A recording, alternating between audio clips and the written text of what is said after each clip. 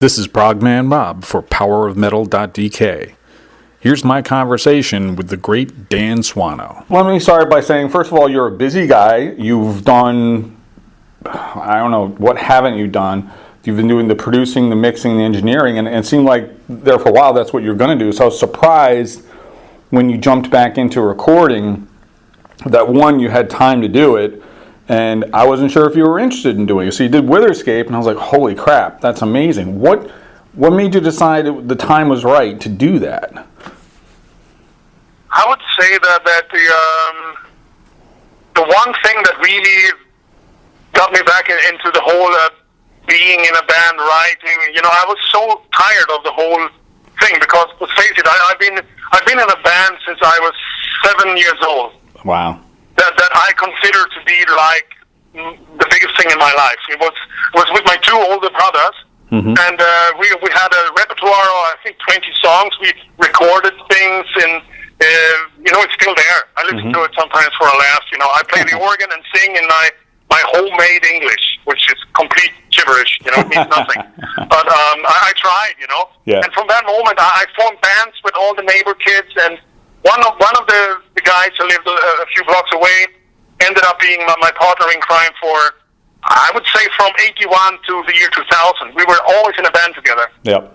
But never in one of those metal bands. We were always playing hard rock and progressive rock and so together. And I think I always felt after completing yet another album, and I think, well, when will it all end? When will it dry up? Because you hear about all these favorite guys of your favorite performers. They say, I went through a rough patch. I couldn't write shit. Spent a year trying to be inspired. I say, fuck, that will never happen to me. But secretly, I wondered when will it come? Because eventually it will. Yep. And that kind of happened around the time of. I would say I already felt a struggle around writing the stuff for the Nightingale Invisible album and my part for the Bloodbath Nightmares Make Fly. I just felt this is not my A game here. It's kind of a B plus game, Yep. And I was pretty sure that I need to make a decision because I felt the industry was taking a turn to the worse with lower budgets, and this whole download thing was also really messed up. And then also came the loudness war shit, and I felt I really need to focus on getting my mixing and mastering skills and really go back to ground zero or whatever from this mixing and mastering, because that's where my career will be. As a musician, I never took the steps to quit my day job and try to survive from getting that kind of money every month to pay the bills. It was never in the cards for me, Yep. I saw how my friends suffered, and they were doing weird project bands just to pay the bill. I said, no, that's not for me. So what I did was that I built a small mix room.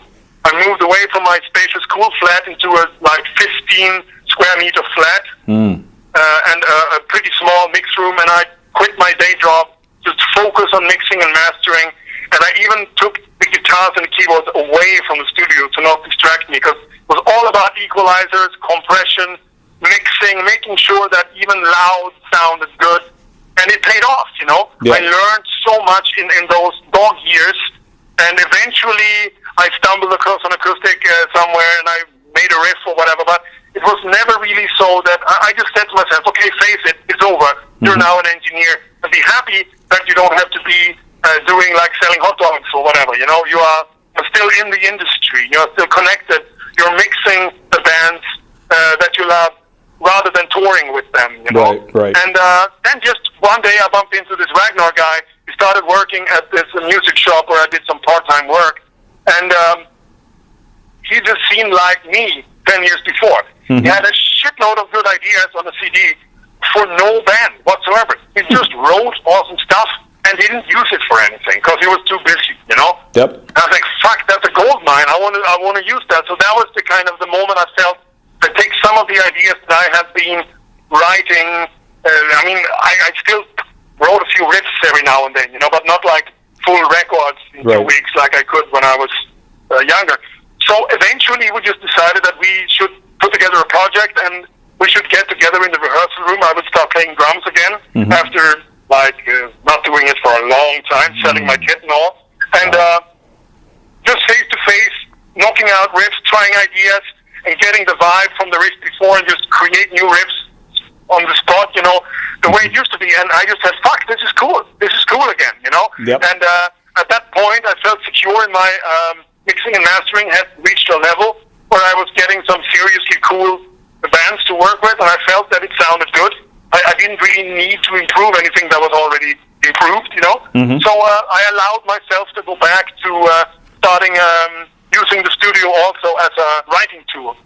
Bought a new guitar, I bought a bass, I bought a kick-ass workstation keyboard, so I couldn't make any excuses. Oh, the sound is crappy, let's watch TV, you know? Yeah. So it was all about getting everything to make me actually feel guilty for not playing that wonderful, handmade, one-of-a-kind guitar. And that worked, because I played the shit out of it to justify the price, you know? Yeah. And all of a sudden I had written the Winter Scape record, and I had written the Nightingale stuff, and here we have albums. Let's sign that deal with Central Media and let's get on with the second phase of my life as a performer. Mm-hmm. Yeah, I mean, it's amazing because it was like, and I thought for sure that Nightingale, you know, after White Darkness was done, which was fine. I mean, in some respect, in that I felt there was so much good music that it was fine for that to be over. But I thought, well, that's a shame. If one band could come back, you know, I thought, gee, Nightingale would be really cool. And then I see Retribution, and it's like, how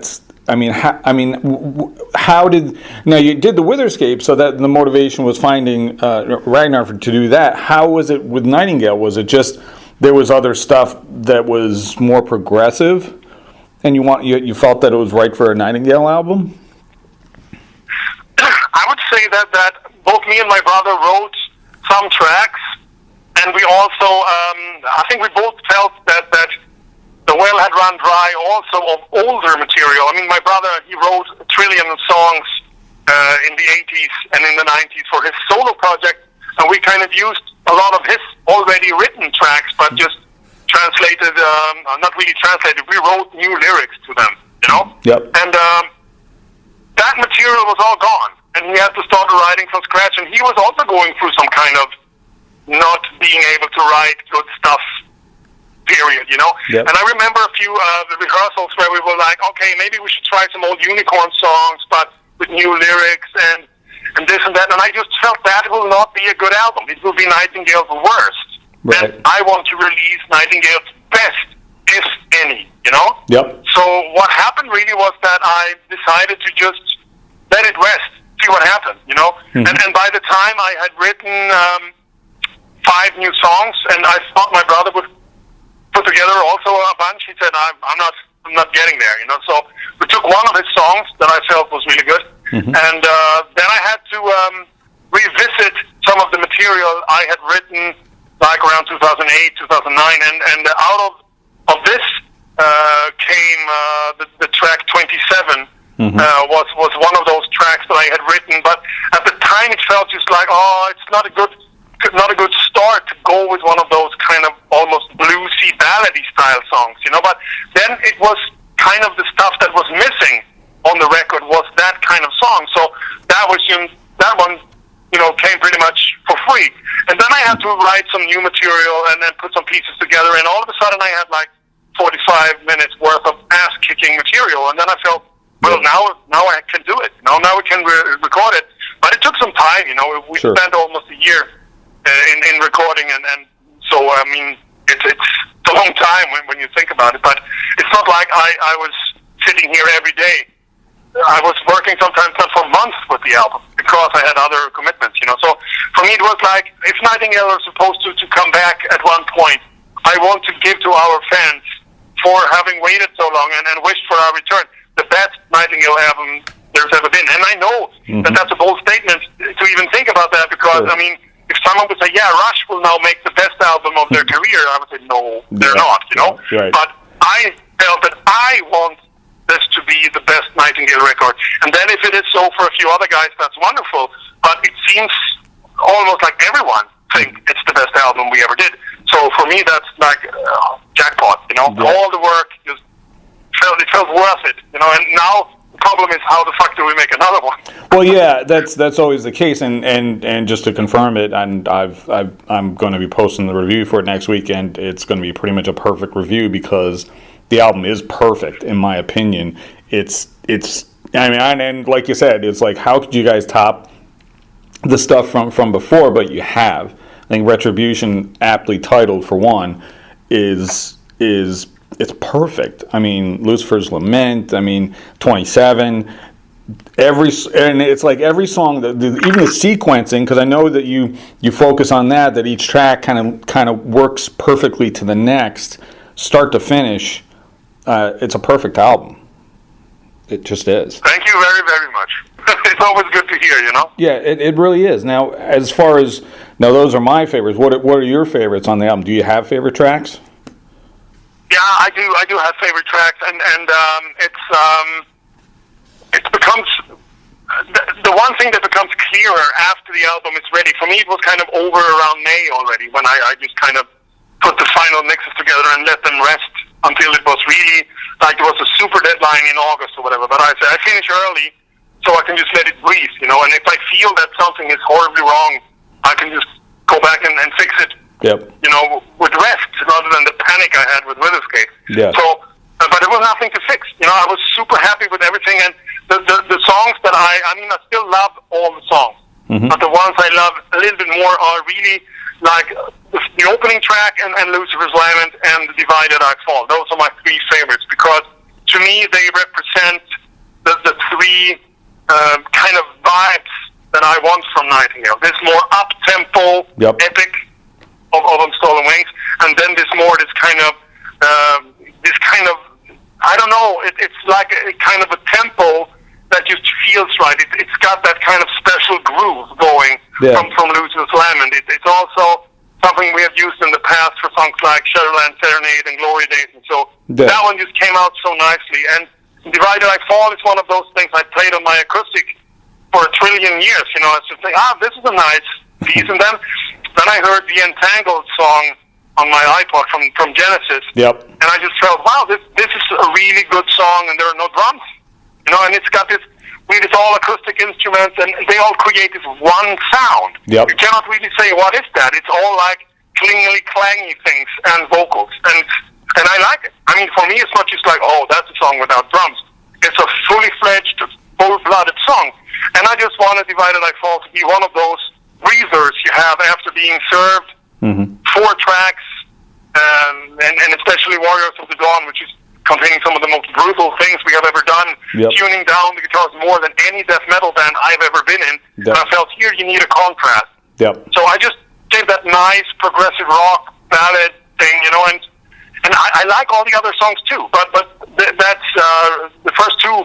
I mean, that's the reason why they are number 1 and 2. I think they are the two. Really good to have Divided I Fall as number 3. It's a little bit too great, you know.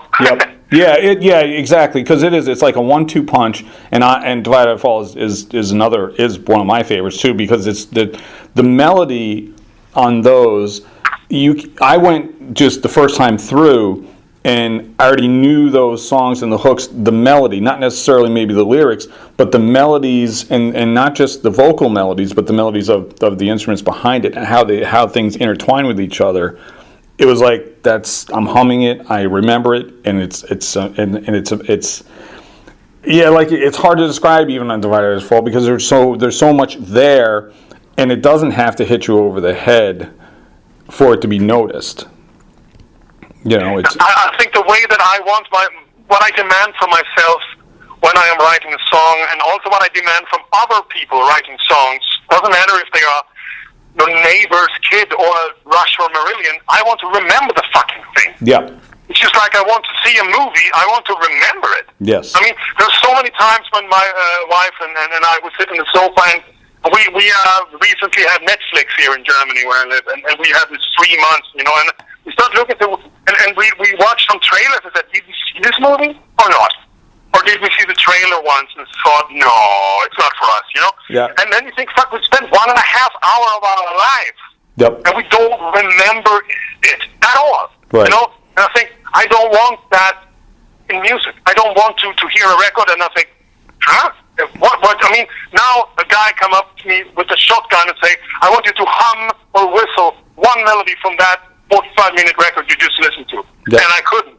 Right. Bang, you're dead, you know? Exactly. And I think, wow, there's too much of that stuff out there. And I mean, it's like the bands are so desperate to release something that they have to record everything they do and then learn it and kind of force themselves to remember stuff that doesn't have the glue, the hook, Yep. vibe, Exactly. you know?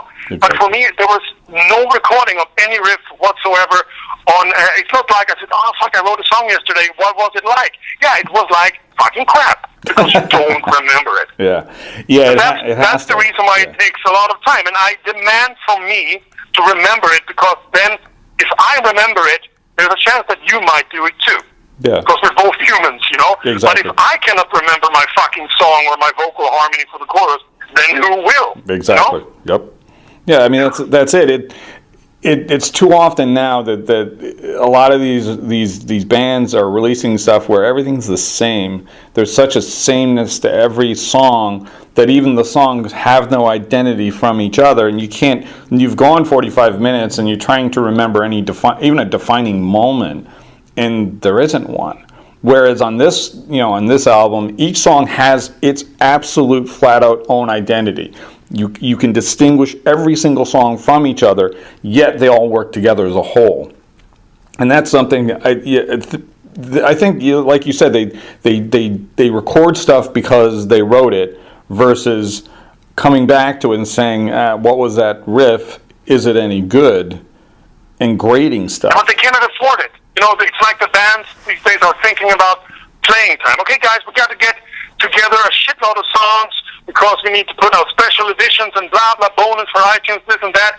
So in the end, they come up with 4 or 5 really good songs, but they have to write 10 more in one, like a writing session they have. And they say, oh, we all wrote the shit in 3 months. And I just think, oh, fuck, that album will suck so hard, you know? Yep. But I know it takes more to put together 10 really good songs. You need almost to wait like 5 years. So the human brain, for me, is this, that you need more time to produce really this A-game material. Yep. And I don't know how many riffs or ideas. I mean, I'm at the moment I'm writing the second Escape record, and I had like 50, 60 ideas from my voice recorder from my phone, and I think every second or every third it's just thrown away. Yep. I'm just singing something or whistling something. What was I thinking? That was so horrible. I play something on the acoustic guitar, and I get the vibe that I probably enjoyed it at the time, but it's just, for me, it's just a bunch of notes. Sure. And it's nothing there, you know? I think, wow, when even I am so brutally honest in my own writing, you know? Right. This is what guys, they need then maybe a producer. Like Bob Rock told Europe that, sorry guys, your songs are not good enough for me to work with. And they say, oh, you're wrong. They went with another guy, and they sucked. If they would have taken that seriously, went back to the drawing board and written better songs, maybe they would never have disappeared in the first place. I mean, sometimes it is so that the producer is extremely picky, but some producers just take everything and try to work with what they've got, you know? Yeah. But some people really get it that it's about the material.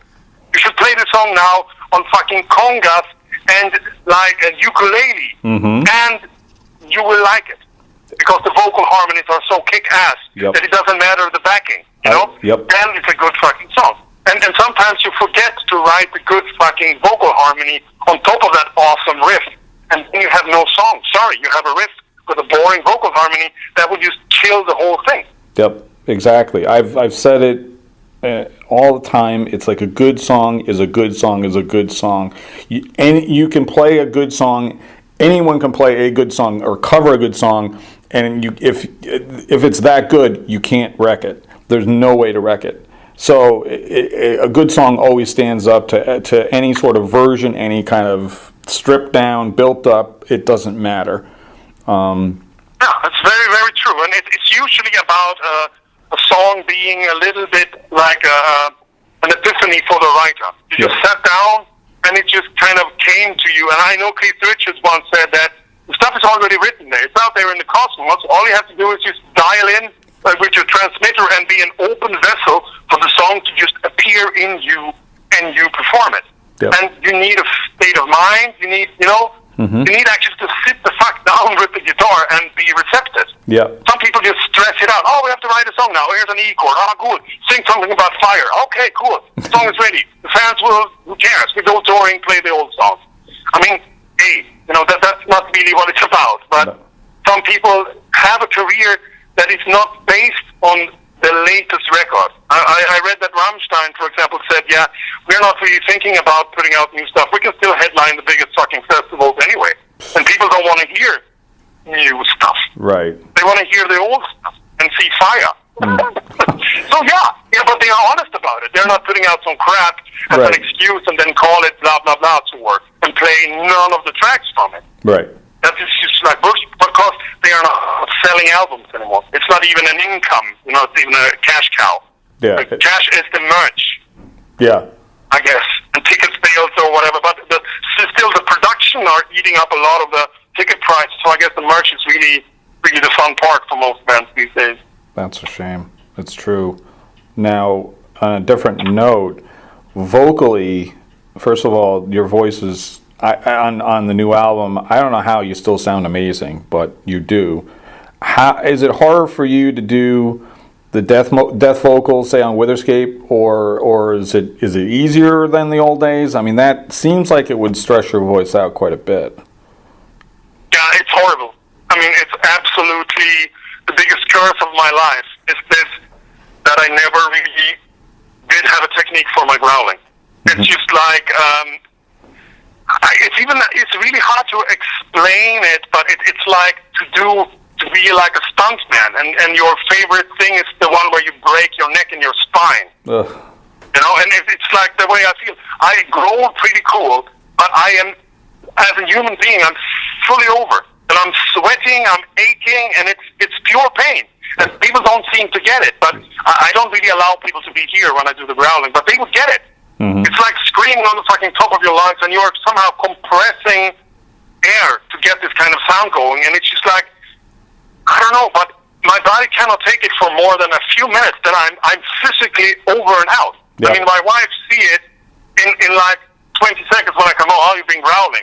Yeah, I'm over, Yeah. Good night. Oh my God. So that's the curse, to be able to do it on stage and all that. It's like 10, 15, 20 lines of growling, then it's over and out. And there are a few, I don't know, say like simplifications I can do to my growls, which is a bit more in the style I used for Age of Sanity around Spectral Sorrows and Purgatory Afterglow, and also on the Moon Tower, which is a kind of a half growl that tends to sound extremely close to my full growl when recorded. Mm-hmm. But when I do it, it feels a bit like cheating because I know that I'm not giving 100%, only like 75. Yeah.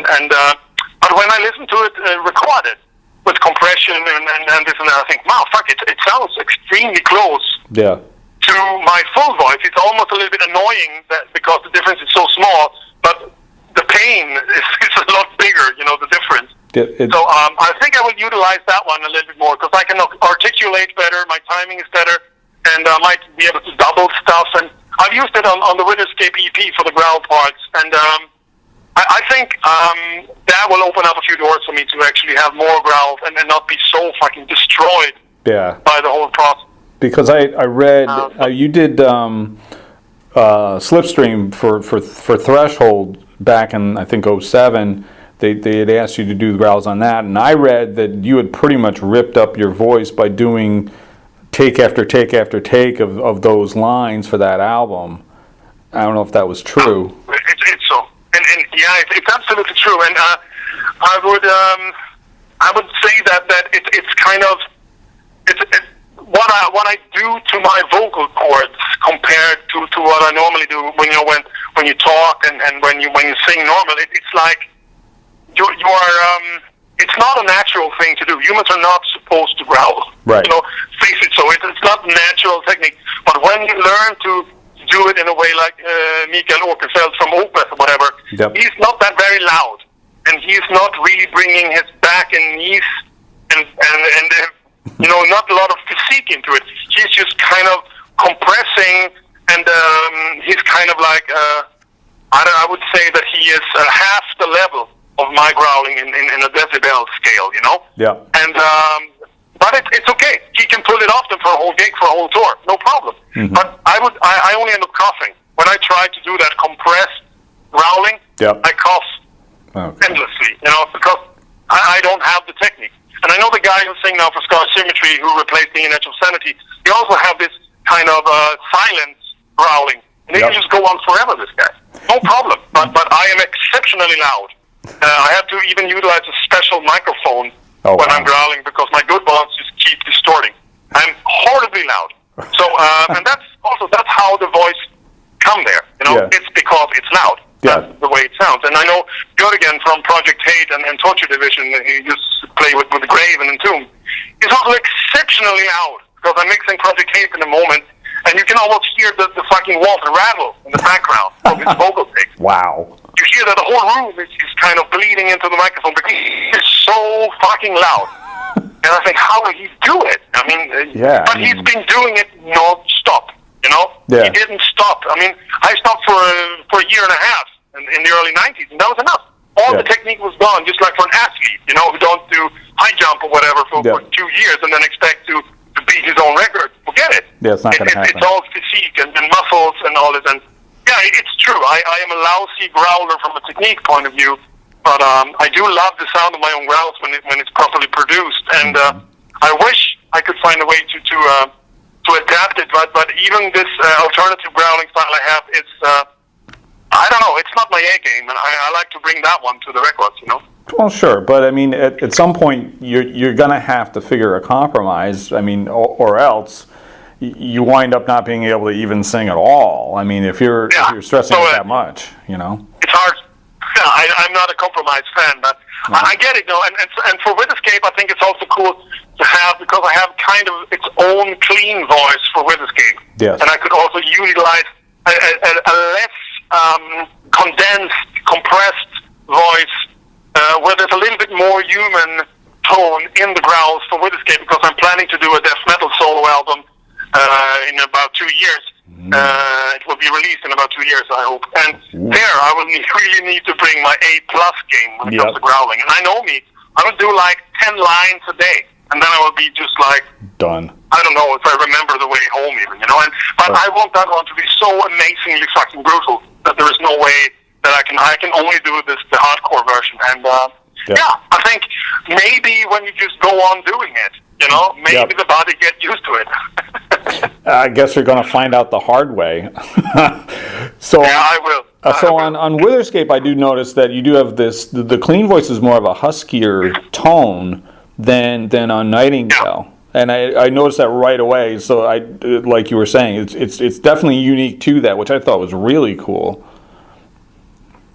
Now, I think it's boring to do. I mean, some of the riffs from Witherscape, there's an intensity there, especially when you were just growling your brains out, that I needed some of that growl to remain. It's like, rather than going from a very distorted to a super clean, jazzy tone on the guitar, you go from super distorted to a crunchy, not so distorted, but still a bit dirty tone. You know, that's the kind of vibe I wanted. But with Nightingale, I'm going from this a little bit more Witherscape-ish sometimes to a really clean and nice, friendly voice, you know, which is my clear voice. And I try to use that a little bit for Witherscape also, but there have to be, I mean, the projects are quite similar. They're both utilizing the similar guitar tuning and the same style of my writing. It's important that they don't end up sounding too much alike, you know? Mm-hmm. Okay, and then that's the thing. There is enough distinction between the two, but there's still very much you, just different parts of you. And now the EP, you had mentioned the EP, and there are some cover songs on that one, which I think is amazing. How did you pick the songs you were going to do?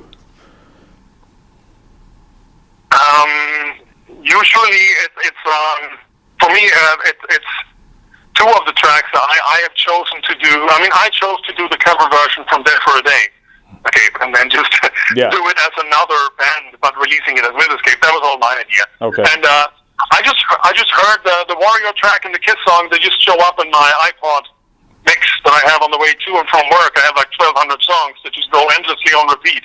Yep, me too.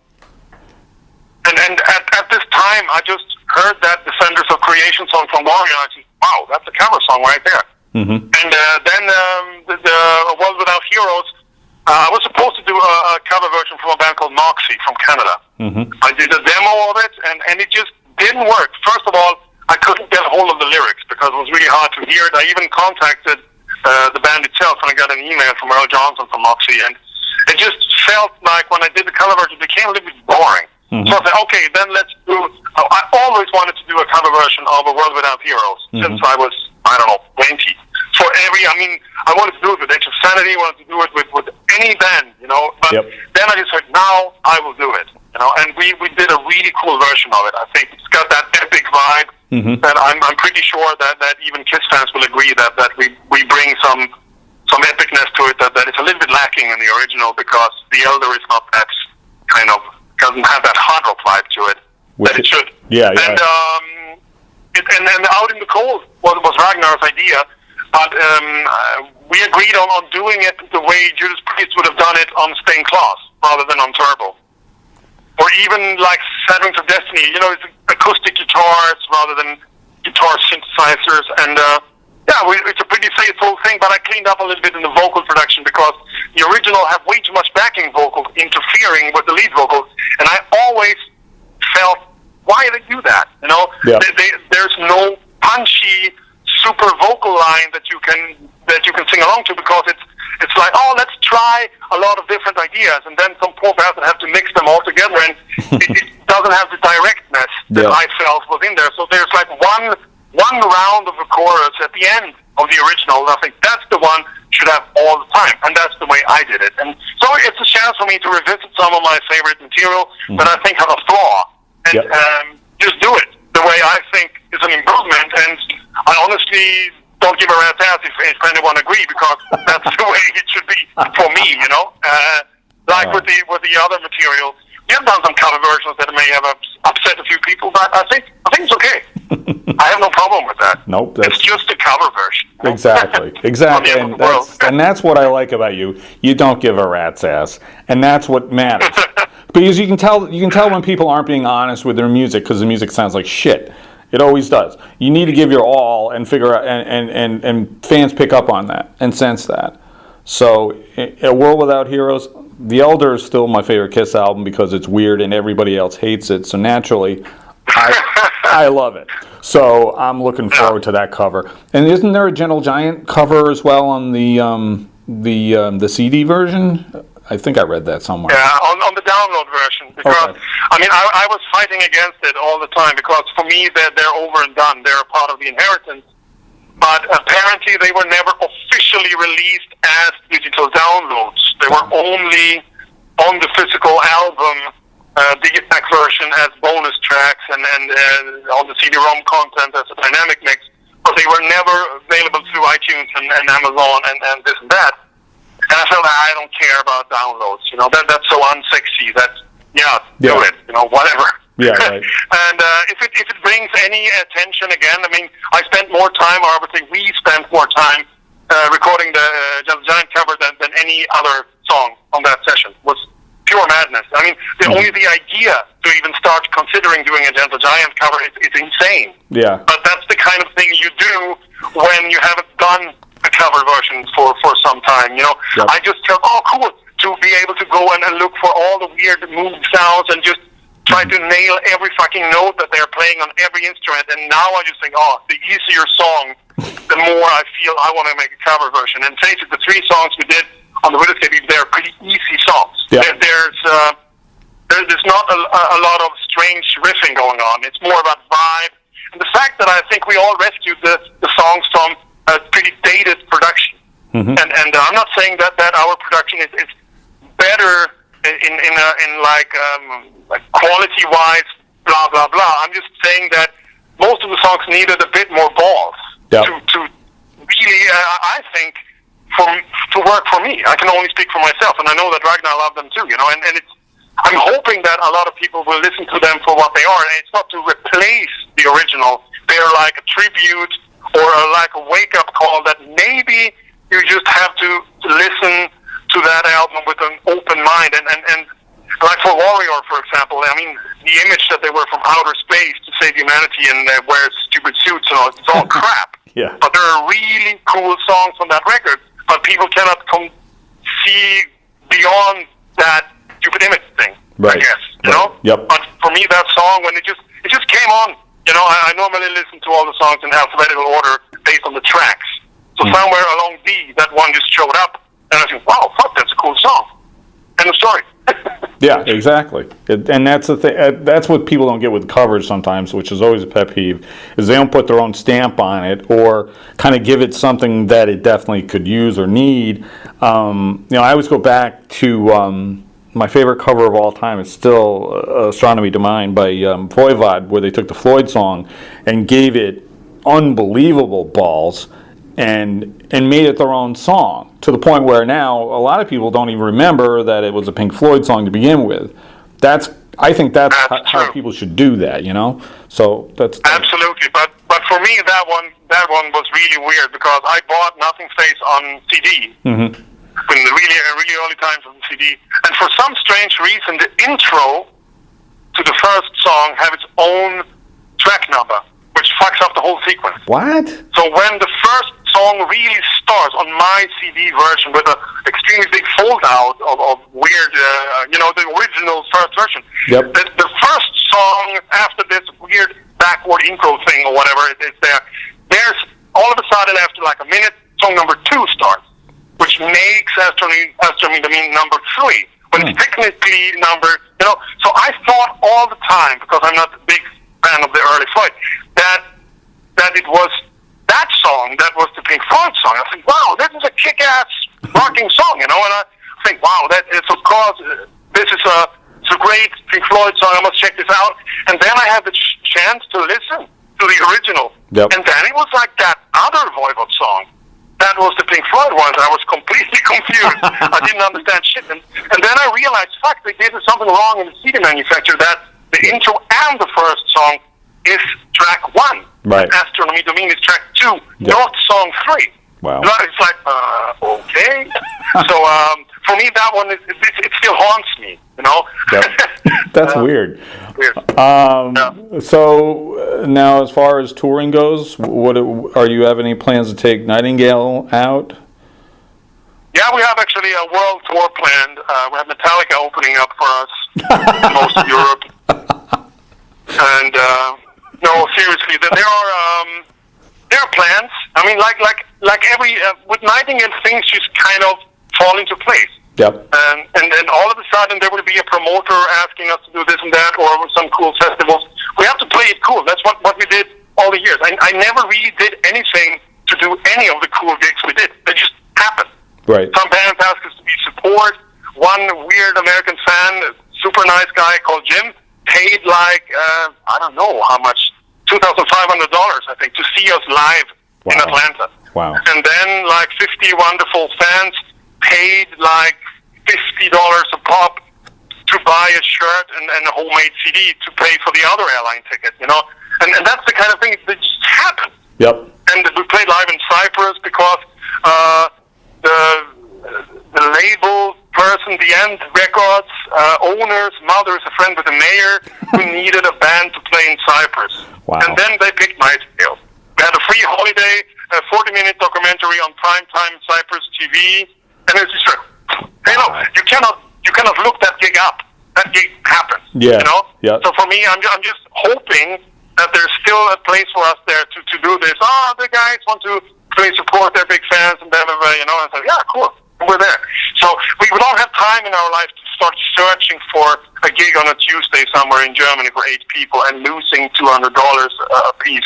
Right. It doesn't work that way for Nightingale in 2014. So no touring, but I would love to do a couple of festival appearances when it's more of a melodic rock audience, not people who scream "Crimson" songs. You know, I don't need that. I don't need that kind of death metal guys who's just waiting for the Black Tears moment.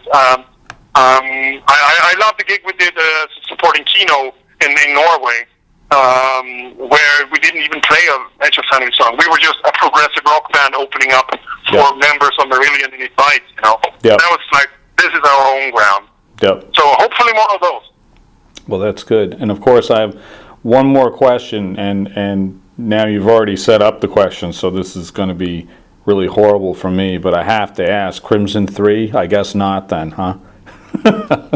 I've been playing around with the idea.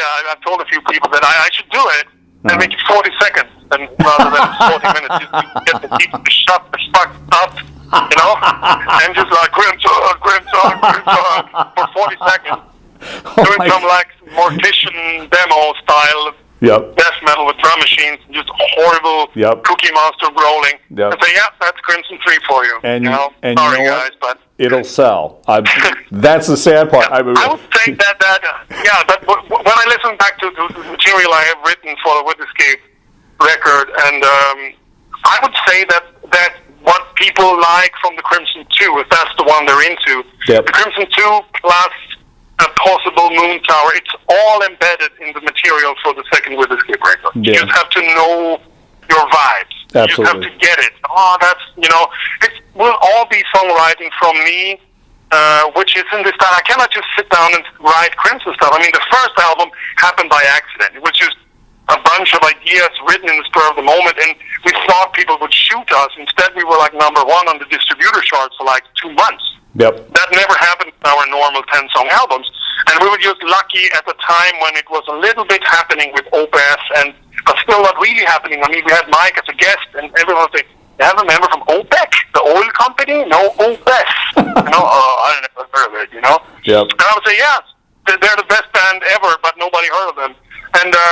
And then around the time of Crimson 2, I had really found my style of epic death metal writing. And I would just continue that vibe, but for me to sit down and do that kind of 40-minute track, I am over. I was realizing already doing Crimson 2 that was a once-in-a-lifetime deal.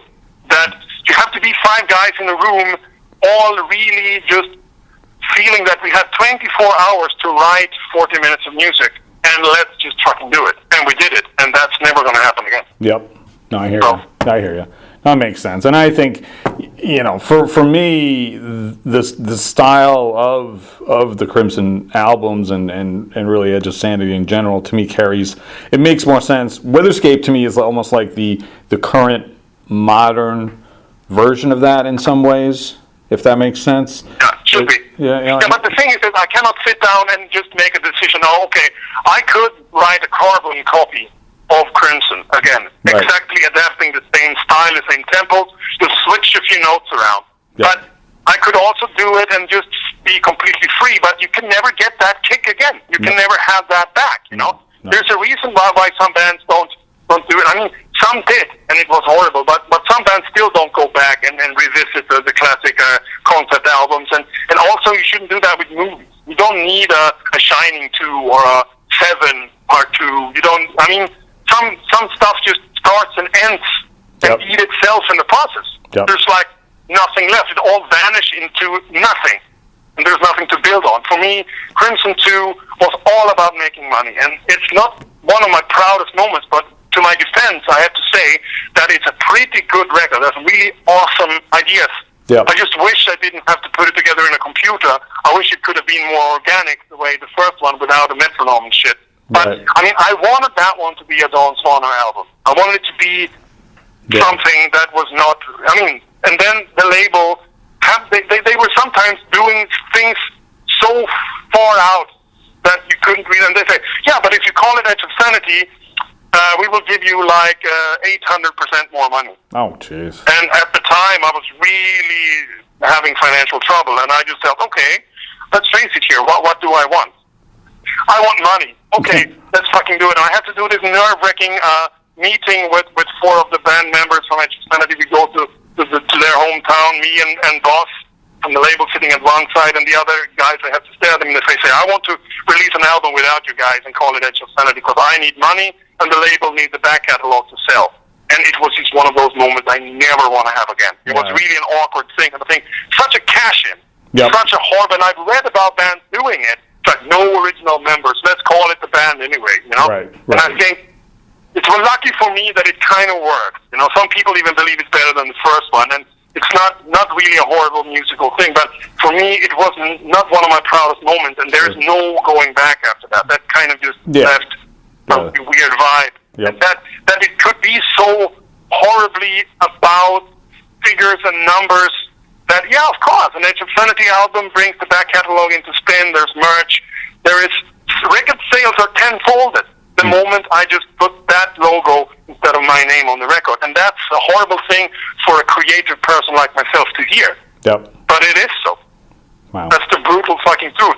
And one part I like about the record industry being a little bit fucked, or pretty fucked, is that it's not that important anymore, because the sales, someone said when you sell 10,000 now, they're so happy they don't know what to do. Right. And it's about how good are your live then.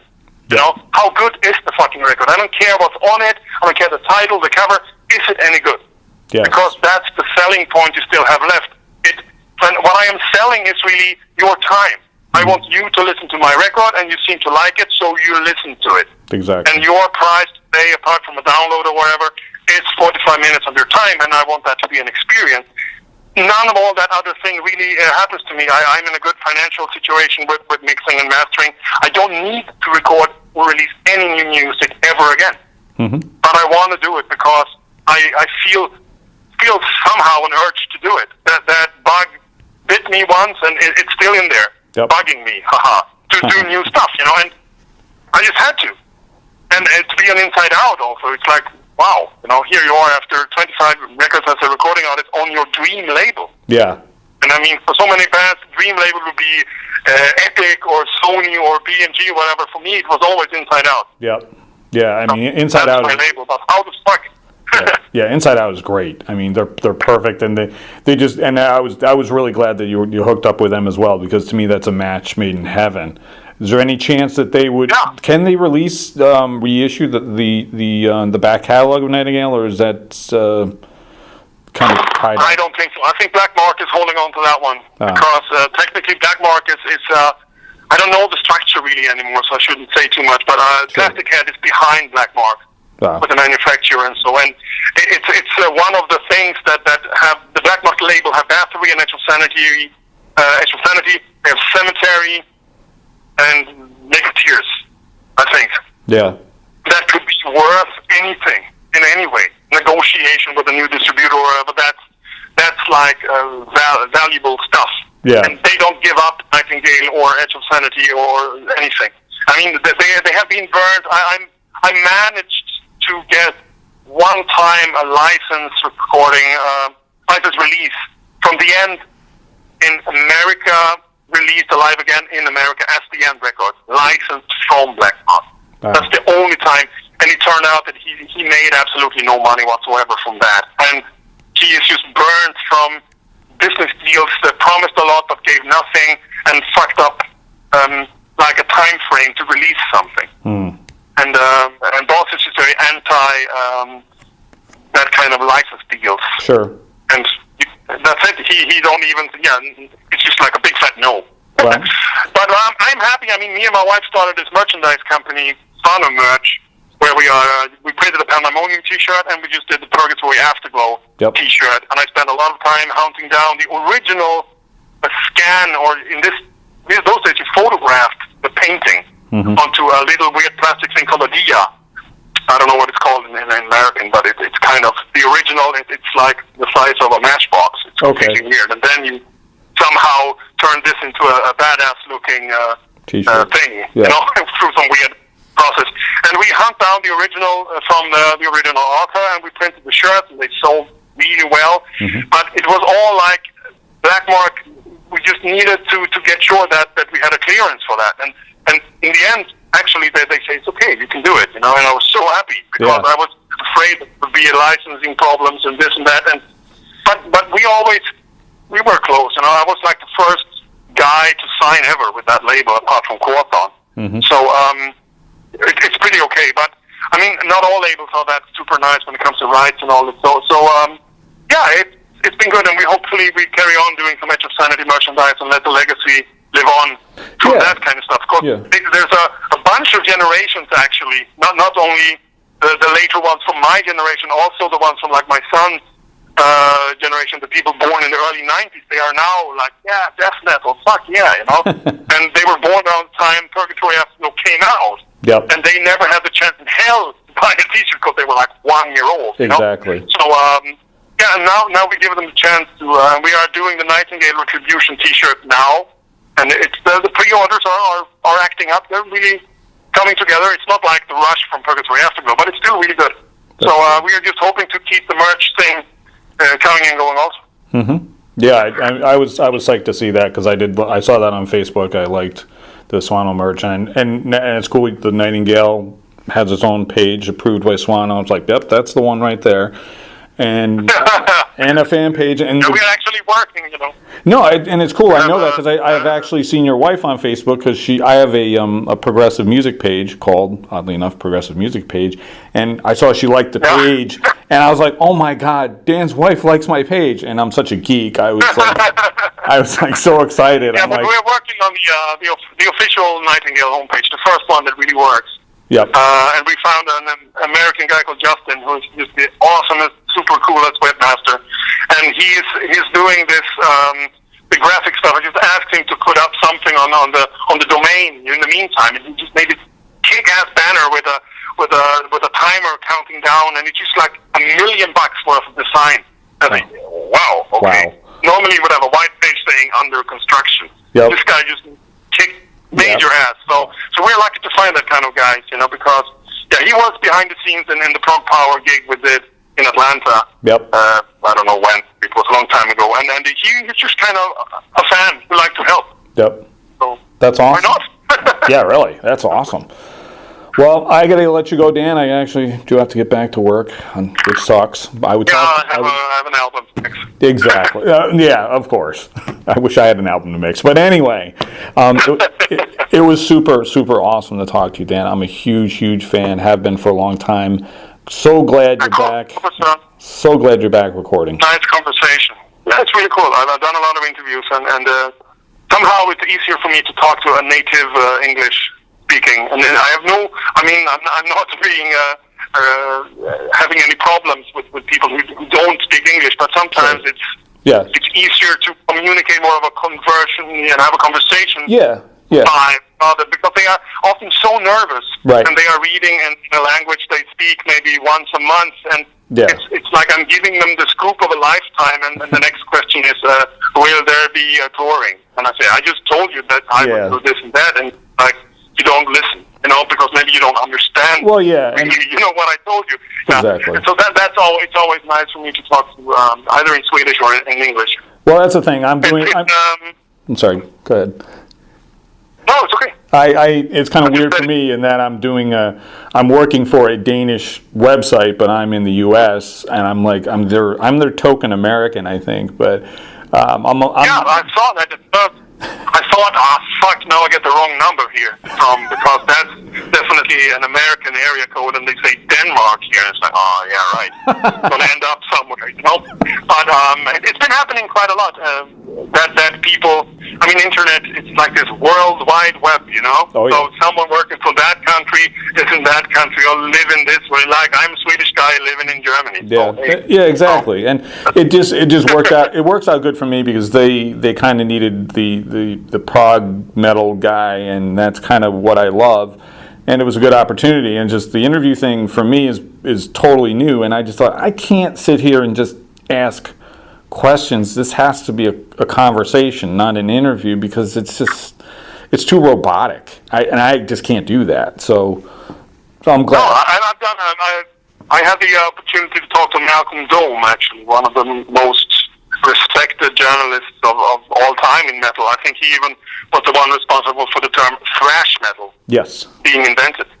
And I spoke to him, and I was so nervous I couldn't eat. I was like shaking when I dialed the number. But he was such a cool guy, and for me, it's really so that some people just have it all down, because all of a sudden I started talking about Journey and how much they mean to me, and he just went right on it. What do you like about them? What's this and that? And blah, blah, blah, blah. And that's nothing you can predict, you know? It's just so. And then you get it that this guy had been interviewing guys for like 40 years, whatever. Yeah. So, yeah. Cool. It's a different thing. Well, all right. I really appreciate it. Okay, I gotta walk the dog. Okay. Take care, Dan. Thank you very much. I will. Okay. Have a nice day. You too. And weekend. Okay. Bye-bye. Bye-bye.